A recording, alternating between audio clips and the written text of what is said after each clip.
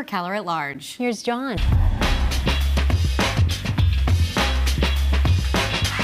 Thanks very much for joining us. You know, we try to bring you timely content in this segment, and right now in Massachusetts politics, there's no one more timely than our guest today, Congressman Seth Moulton of the 6th Congressional District. He just recently announced his candidacy for U.S. Senate, challenging, of course, incumbent Ed Markey in next September's Democratic primary, I should say. Congressman, welcome. Good to have you here. Great to be back. Thanks, John. A pre-Labor Day primary. That helps the incumbent, right?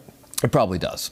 Yeah. I mean, the Democratic Party is very good at just sort of helping the establishment and maintaining the status quo. And that's exactly what the problem is. That's why we need new leadership, because the status quo is not working. The old playbook has gotten us a second term of Donald Trump, and he's hurting a lot of people across Massachusetts, across the whole country. Well, in the wake of the debacle with former President Biden last year, you have made it clear that you think the age of the incumbent, Ed Markey, will turn 80 next year before primary day, is a major issue. You write on your website, let's have a serious conversation about age limits for Congress, just as we already have them for many judges, end quote. So I'm game. Let's have that conversation. Massachusetts requires judges to retire at 70. Mm-hmm. Does that strike you as a reasonable cutoff for members of Congress? I think it's a reasonable starting point. I honestly don't know what the answer is to this, John, but I think we should have this debate. And I'll tell you this, wherever we settle, I not only will try to get that passed into law, but I will abide by it myself if I'm ever fortunate enough to be in that position. Are you a supporter of term limits now? Limiting the number of terms, I mean? There's no silver bullet to all the problems in Congress, but it's pretty obvious that when people get into their last term, they tend to take more principled votes. So on balance, I think term limits would probably be better. But my proposal has always been to pair term limits with campaign finance reform, because it turns out that Democrats don't like term limits and Republicans don't like campaign finance reform, but both of them are really popular with the American public. So Congress could get together and actually make a bipartisan compromise and do something that the American people would really support. And I think that would help our democracy. Well, would you commit to a 2-term limit if you're elected to the Senate? I wouldn't commit to that today, but it's something that I'd think about. And I think that it's important for in all these debates that Democrats not unilaterally disarm. There are a lot of good ideas, and many of them are advanced by Democrats. But we've got to have a negotiation, so we're not just, handicapping ourselves against the Republicans, when this is a brutal fight right now for control of the Congress. Let's talk a little more about age. Nancy Pelosi was 78 when she became Speaker for the second time, January 2019. That was after you and others in the House made an unsuccessful effort to supplant her as Speaker. Well, she didn't step down then, but she agreed to step down after that term, which she did. Right, which she did. But in the meantime, during that term, she oversaw passage of the bipartisan infrastructure law. Oh, she was great. The American... Okay. And by the way, that's why we supported her at the end of the day. Okay. We wanted a deal for us for her to make room for a new generation of leadership. And we gave her our votes in exchange for that deal, which she followed. So I think that's actually a great model. I think she did a wonderful thing for the party and for the country. And I've never seen the Democratic caucus in the House more united than we are today under Hakeem Jeffries. So that's the kind of, orderly transition. She helped mentor Hakeem. She really prepared him for the role. That's the kind of passing the torch that I'd like to see more of in our party. Okay, but you believe she had a very productive run as Speaker. 100%. That second time. Yeah, I was proud to support her after we made that deal. But she was in her late 70s. Yep. So, 77. Are you glad that you didn't have an age restriction on Nancy Pelosi? Well, I mean, that's part of the debate, John. There are always examples of people. I mean, I'm sure we can find. I have Ted Kennedy, Joe Moakley. I mean, these guys were all in their 70s. I keep in touch with them. And they built modern-day Massachusetts, am I right? Not necessarily in their 70s, but they did do that, and we're very proud of that legacy. Okay. I mean, I love keeping in touch with old vets, and there are some spry old vets I know in their 90s who are still top-notch. But you could make the same argument about people who are 19 or 20. right? And the founding fathers said, we're going to have a lower age limit on being a member of Congress because most people, when they're 19 or 20, probably aren't ready for the responsibility of taking on this job, even though we can always find exceptions of people who are. So let's just have this debate.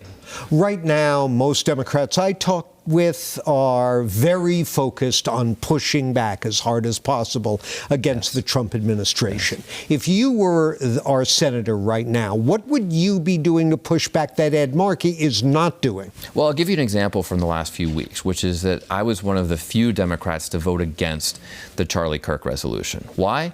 Because just on principle, I disagreed with it. Explain what that was. So the Charlie Kirk resolution was not only saying political violence is bad, but if you read the resolution, it was also venerating Charlie to be someone that he really wants. It was not. Someone that united the country when he was actually very divisive. Someone who was really principled when actually he said things that were, in my opinion, downright racist. And so I was one of few Democrats to vote against that resolution when Democratic leadership told us just go along to get along, move this along, get it out of the way. And so most Democrats in the House did what leadership said and just supported this Republican resolution, even though I think it was unprincipled. And every Democrat, every member of the Senate just let it pass. So that's about taking a stand. And by the way, John, I got death threats because of my position on Charlie Kirk. And not just to me, but to my kids, which is just unbelievable. I mean, I've gotten death threats before in this job, and obviously I've gotten more than threats when I was serving in the Marines. But the idea that right-wing MAGA Republicans would go after my kids for taking a position on this is pretty despicable. But you know what? I'd rather get the death threats than violate my principles. All right, on that note, let's take our break, and when we return, more with Congressman and U.S. Senate candidate Seth Moulton. So please stay with us. Welcome back to our conversation with Congressman Seth Moulton, a candidate for U.S. Senate in the Democratic primary next September. So one last thing about the race. We're going to get into some other issues here, Congressman. Congressman Joe Kennedy, like you, a well-liked young member of Congress. Friend of mine. Challenged Markey in 2020. Right. Very weird time. The pandemic was in full swing. A lot of differences. But setting that aside, if we can, what's going to make... He failed dramatically. What's going to make this any different? Well, first of all, it's a different time. And I think people really see the consequences of relying on old leadership. I mean, we should by now, I think, have learned the lessons of Joe Biden and Dianne Feinstein and Ruth Bader Ginsburg. But I also have a history, of being willing to take on the status quo that most Democrats do not. I ran against a 9-term incumbent to get my seat in Congress.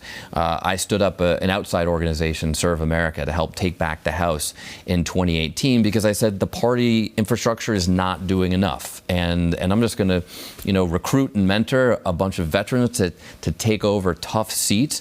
And Serve America has flipped 24 seats from red to blue in the last 6 or 8 years. That's an unprecedented record. So I'm willing to challenge the status quo when I think the status quo is not getting the job done, and that even means going up against my own party. Well, you recently announced you're going to reject campaign donations from AIPAC, the pro-Israel lobby here.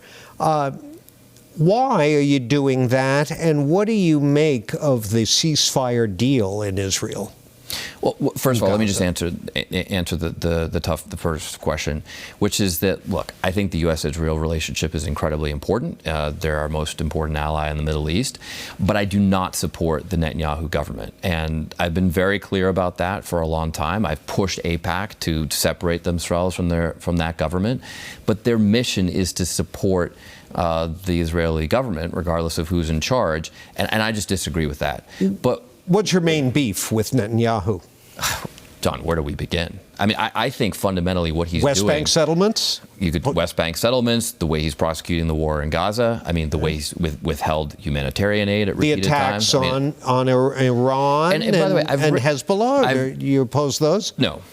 But Gaza, West Bank, I mean, those are primarily... And by the way, there are a lot of Israelis who agree with me on this. I mean, he was booed in Hostage Square at what should have been his moment of triumph in getting the hostages back. You know, most American Jews agree with my position on this issue. So I'm just standing up for my principles here, but I have really tried to, push this issue, and I've been very public about my disagreements, not only with Netanyahu, but with AIPAC in the past as well. I've disagreed with them very publicly. Now, with regards to the current ceasefire deal, look, I'm cautiously optimistic. What this does is it lays at least a framework, maybe not even a groundwork, but a framework for a political settlement, which since just days after the heinous attacks of October 7th, I said, this is how it's got to work. You've got to have a political endgame here, which another thing Netanyahu has never had until we really forced this on him. How can there be a political settlement when we just saw the video the other day of Hamas rounding up Gazan critics of theirs, or people they perceive to be critics, and executing them in broad daylight? They're not disarmed. They're not going to disarm, and they're violent murderers. This is why I'm very cautious about this, about my optimism, because there is no political settlement with Hamas, a terrorist organization that has the destruction of Israel written into its charter. I've been very clear on that from day one as well. You know, Hamas cannot be involved in any future government. It has to be a peaceful government that gives Israelis and Palestinians, in two separate states, the same rights, the same democratic freedoms, and fundamentally the same hope for a peaceful future. We're out of time, but you do believe Hamas can be removed from the equation? Is that what I'm hearing? Well, that's what actually the framework lays out. Now, whether or not that can actually happen, that's an open question, John, and that's why we can be optimistic, but only cautiously at this point. Well, look, we appreciate you coming by today. The red carpet is out to you and your primary opponent, Senator Markey, and perhaps we'll engage in a little debate action here as the year wears on next year. I'd love it. Thanks, John. Thanks, Congressman. That's Seth Moulton, candidate for U.S. Senate. That's all my time. Now it's back over to my colleagues for more WBZ News.